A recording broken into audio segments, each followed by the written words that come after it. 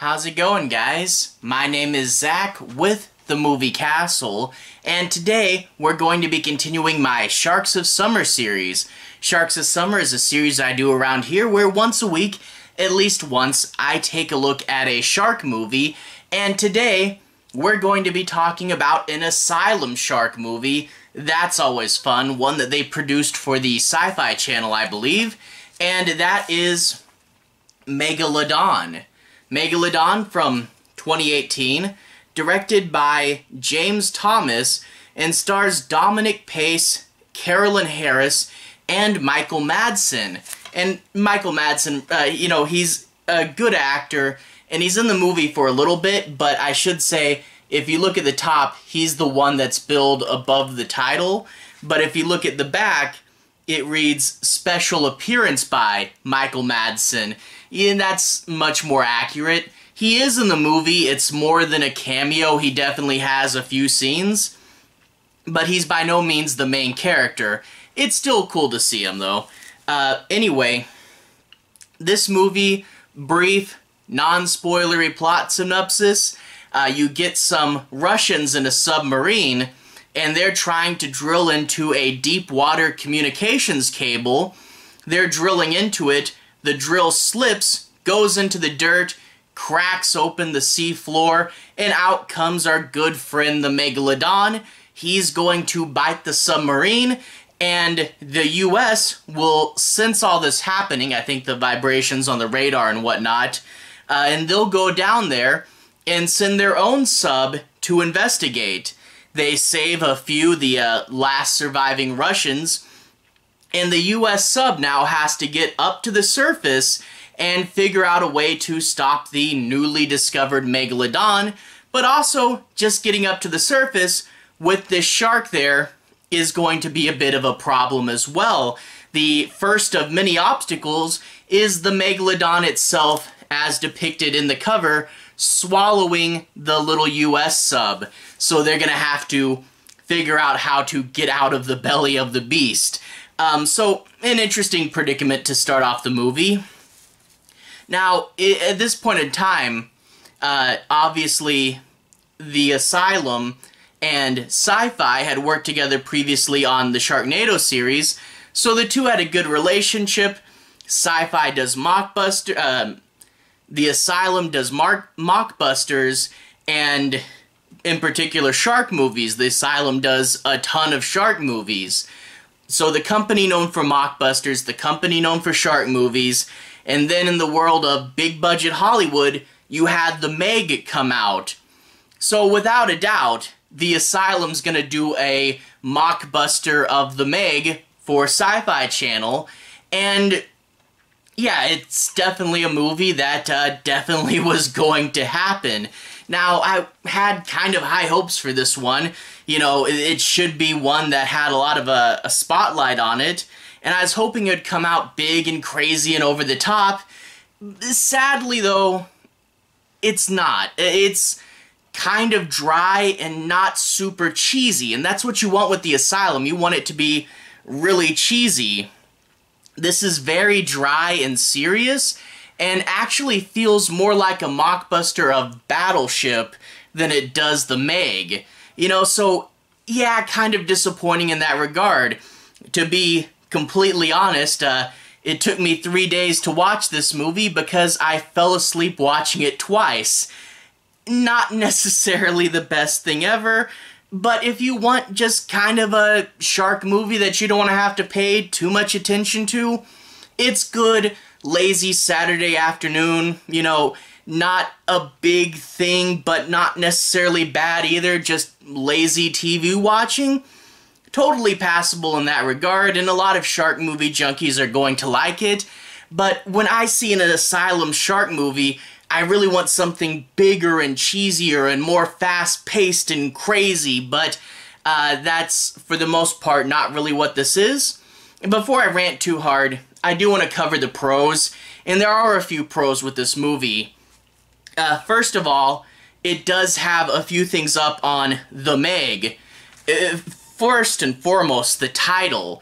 The thing is, The Meg is a pretty good movie, but that title, Meg, is short for Megan, not Megalodon. And I do like that this movie went and gave it the Megalodon full name here. So I do like the title better. And I also like the size of the shark better in this one. When I watched The Meg, again, good movie, but I felt the shark was just a little bit small. In this one, they did make it look bigger. I don't know if it was just the size of the boats around it, or the angles that they chose, or if they legitimately made the shark bigger. I kind of feel that The Meg is probably more scientifically accurate for the Megalodon's size, and probably Megalodon was much more like, give them a big shark, and maybe I'm 5 years old, but I kind of just want a big shark, you know? And this one, I feel, is bigger. So that's two things. Another thing is they actually shot a lot of this on a real ship. I guess probably a real decommissioned Navy ship that they were allowed to shoot on or something.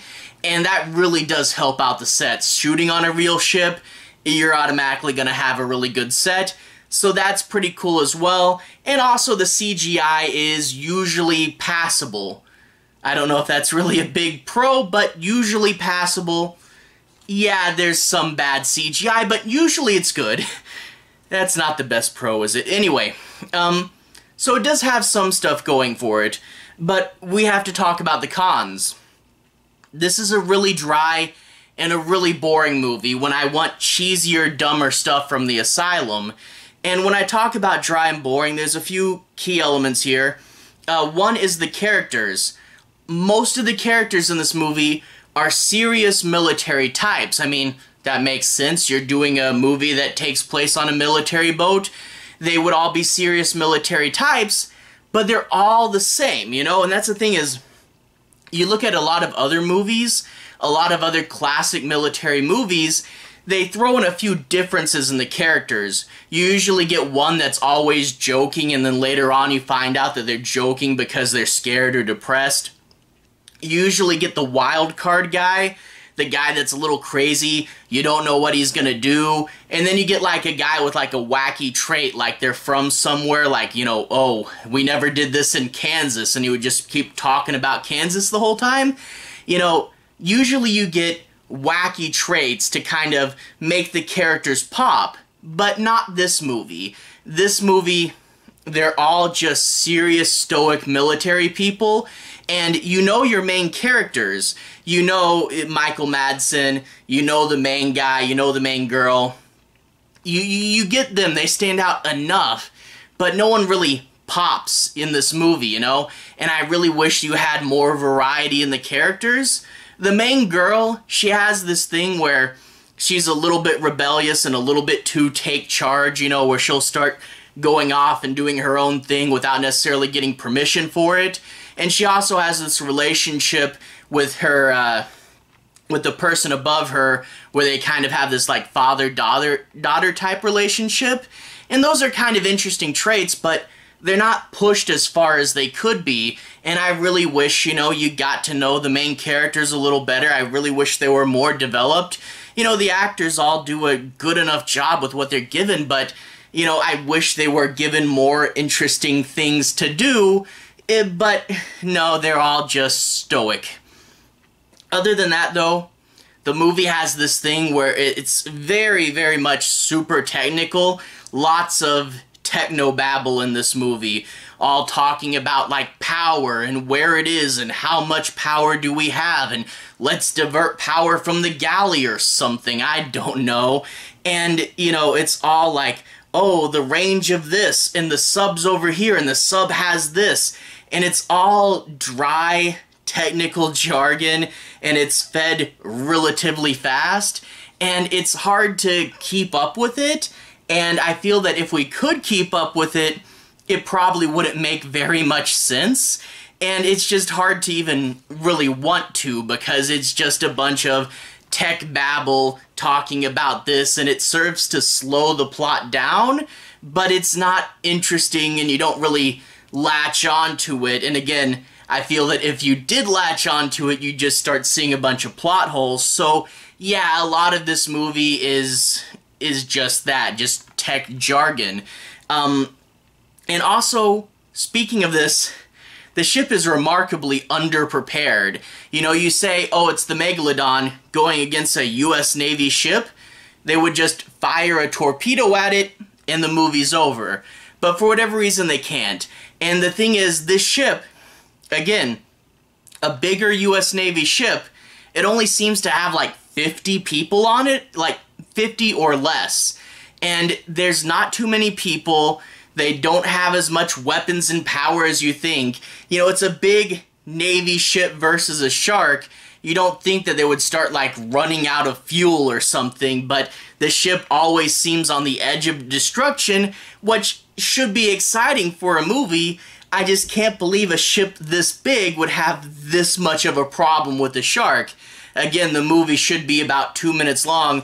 Fire the torpedoes of the shark, boom. It should be over relatively quickly, but for whatever reason, this ship is remarkably underprepared, and it takes a while. And we do get some dumb stuff in this movie. For example, the Russians. The US Navy finds them down there, and they're like, huh, a Russian sub drilling next to our communication cable. I bet they were trying to drill into the communication cable. That's obvious. Yet they spend so much of the movie interrogating these people. What were you doing down there? They're interrogating people to get an answer that they already know. The audience already knows it because we saw the prologue, and the characters know it because it was literally their first guess and it was correct. Yet we spend so much time interrogating these people, I really have no idea what was going on there. And it's like, okay, is there any more to this? And very mild spoiler, when they finally get them to open up a little more, it's, yeah, we wanted your secrets. Nothing more elaborate than that. Just your secrets. And it's so much time wasted on this. And you think, okay, maybe they're gonna tell them more, like something, how they defeated the shark. No, it's just a plot that ultimately goes nowhere until they need to pull them out again for the climax. So that was a little frustrating.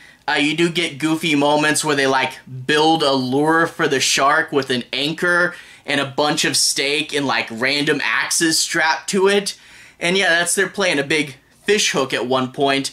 And they say, that's all our steak for the next 6 months. But it's really not that much, I guess. I guess there really wasn't that many people on the boat because it's not that much steak on the anchor. I don't know. And I won't spoil the ending, but the ending ends on a cheesy, dumb visual that I would expect from an Asylum movie, and it was a goofy moment, but because so much of the rest of the movie wasn't goofy, it really did stand out like a sore thumb. It's like, whoa, we're watching a dry, technical movie, but this is the ending with the shark. Okay. It's cheesy, I like it. It didn't have anything else like this throughout the rest of the movie, whatever. But overall, it's just an okay movie, you know? Like I said earlier, if you just want something to turn on, lazy Saturday afternoon, just play something on the TV, don't focus on it too much. It's good in that regard, but, you know, it's not as cheesy of a shark movie as I would hope, as I would expect for an Asylum movie.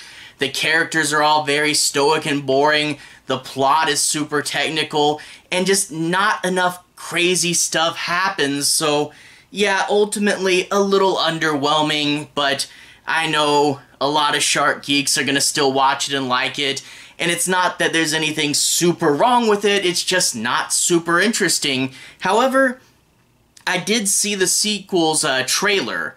I looked up the trailer for Megalodon Rising. That one actually looks a lot better, so I'll definitely check it out. I have picked it up already, so I'll get to that one in a little bit, I hope. Anyway, to everyone who's watched so far, thank you for watching. To everyone who's liked and subscribed, thank you. You really are helping the channel out. I'll leave a relevant playlist on the bottom. This should be my shark movies playlist. If you like Asylum shark movies, I've covered all the Sharknado movies. I talked about the Asylum's Shark Week movie, as well as 2 and 3-headed Shark Attack. So if you want to see me talk about more shark movies, you can click right there and see more. Anyway, have a good day. I'll see you guys again very, very soon. Shark playlist on the bottom. Have a good day now.